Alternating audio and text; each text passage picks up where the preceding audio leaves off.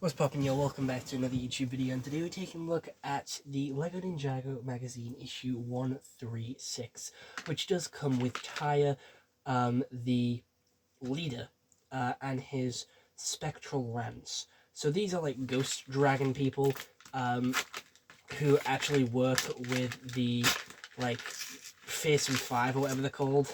But we always take a look at the figure last, so just put his pieces there and get everything out of his bag as we look through the comic. So we have a pretty cool poster, and this comic book does cost $4.99 in the UK and $11.99 in Australia. I don't think these are actually available in the USA, which is pretty interesting.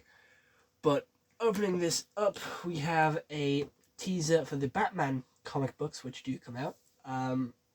And we have a little bit of a sneak peek of the comic book, looking for Ghost Chicken, and basically just telling us what's going to come in the magazine. We have some information on Taya, Tyr, who has a very interesting back build, which I do just want to get out of the way really quickly now before I forget how to do it later on, because that is something that I will do. I will forget how to build this, and then I won't know what to do when it comes to building the minifigure.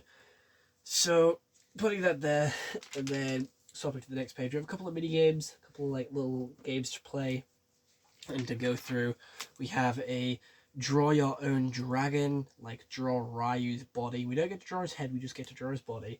And then another mini game here, where we have to dodge all of these ghosts by following these patterns, working out which one is the right route. And just by looking at it, I think it's purple. Or like which one has the least villains in them or whatever, but by the look of it, I think it's purple. I think purple only hits 2. Could be wrong though. Maybe 3. Oh well. But moving on to the comic book. On their way to awaken the Arc Dragon of Focus, Lloyd and Aaron fly over the spectral lands.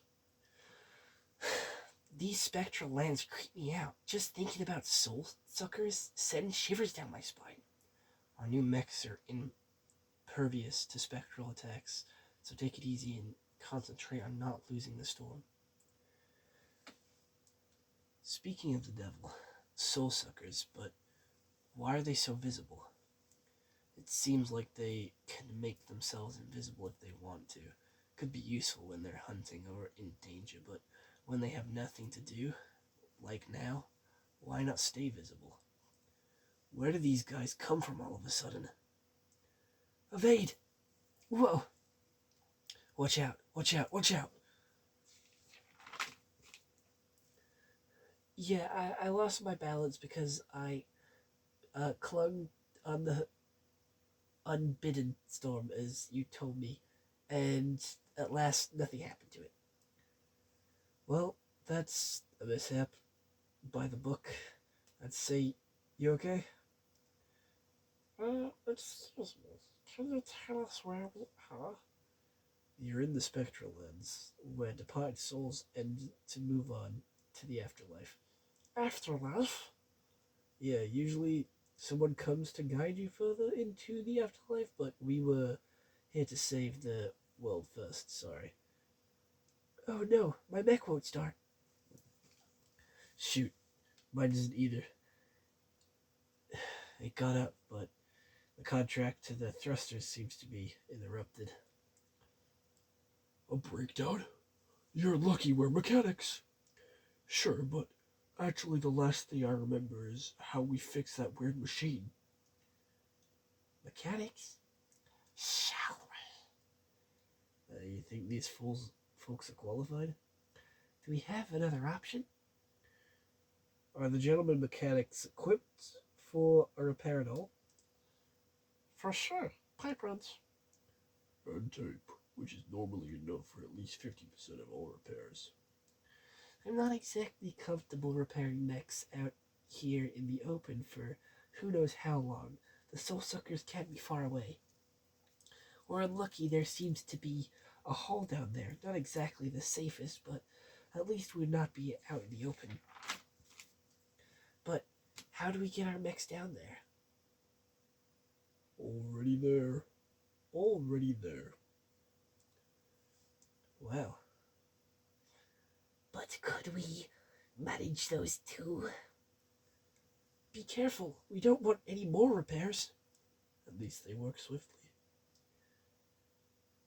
With all the noise we've been making with the mechs, the soul suckers shouldn't be long in coming.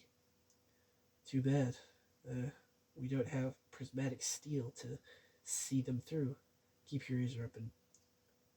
Prismatic steel?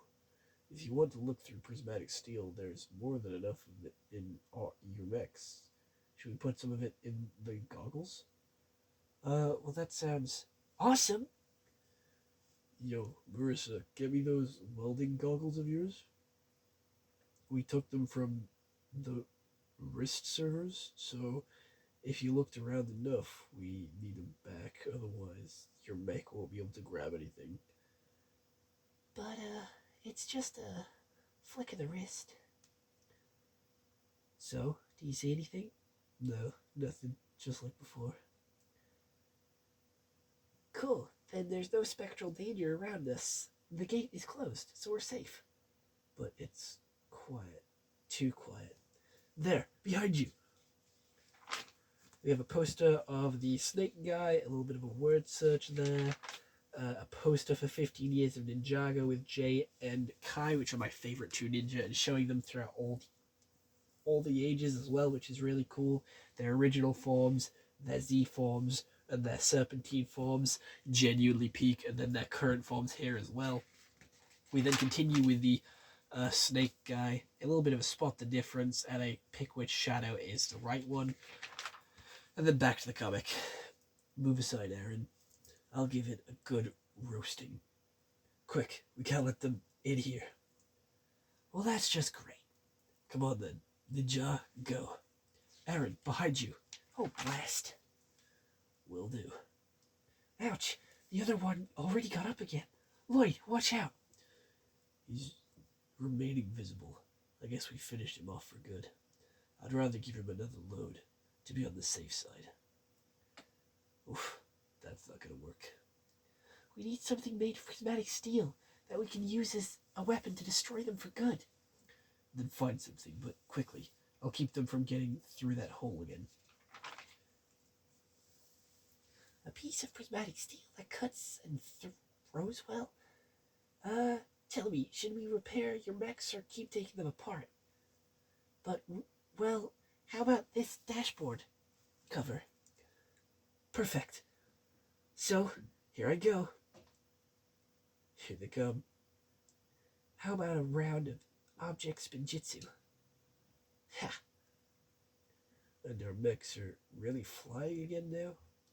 Like a six-winged dragon. And as I said, that prismatic steel can be placed back with a flick of the wrist.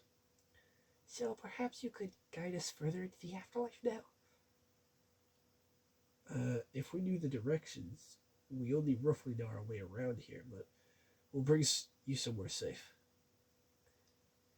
Do you think they're safe here now?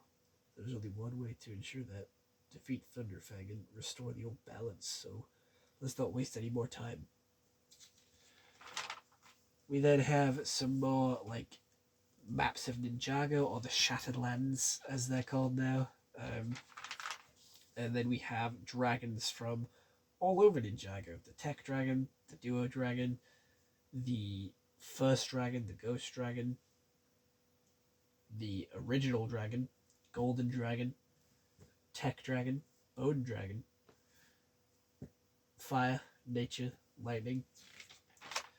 We then have a Pick the Dragon, and then a little advert for Lego City. And then we have the next toy for the next magazine coming next month, which is Kur, the Master of Decay. So another one of the 5, which is pretty cool. And then we have 15 Years of Villainy, and then come on in and learn from the Master of what would you want your elemental power to be, so you write it down there. And obviously 15 years of Ninjago. And then come on in, we celebrate with cake, or keep out Ninja Master, write your name here. Ninja Master in training, which is pretty cool. So now that we looked at the magazine, let's take a look at the figure. So he does have some translucent legs and translucent arms there, which are very cool and look very detailed with the printing there. Very nice, as well as the back torso printing, but it does get covered up by his neck attachment, which does have a little bit of a dragon mold on the back, which does have 2 studs on each side to connect onto some wings. We have his head here, which is a nice light blue with some sort of printing on the front, which is a darker blue, and it does remind me of the island people from the Island Wave of sets. And he does have a white dragon bone helmet, which does go on the top there, which does complete the dragon armor to give him that jaw effect, and even attach 2 wings onto the back, which do look like the ghost wings from the like departed season of Ninjago. And then we do have 2 holes at the back there as well for 2 horns to go into the dragon mask, which just gives it all round a much more aura look to it, I will be honest. It looks a lot cooler. And then he does have a staff here, which does, have a spear on top and a little bit of an axe bit with a lightsaber hilt connection. Honestly, it's just a generic spear. LEGO Ninjago magazine figures always come with an oversized weapon, but this is a really cool figure with some really cool prints, and it is nice to get them in a pretty cheap way, which we always like to see with these LEGO Ninjago magazines, and I'm going to keep collecting them and keep reading them, so stay tuned for them. They're going to be like a monthly video from now on.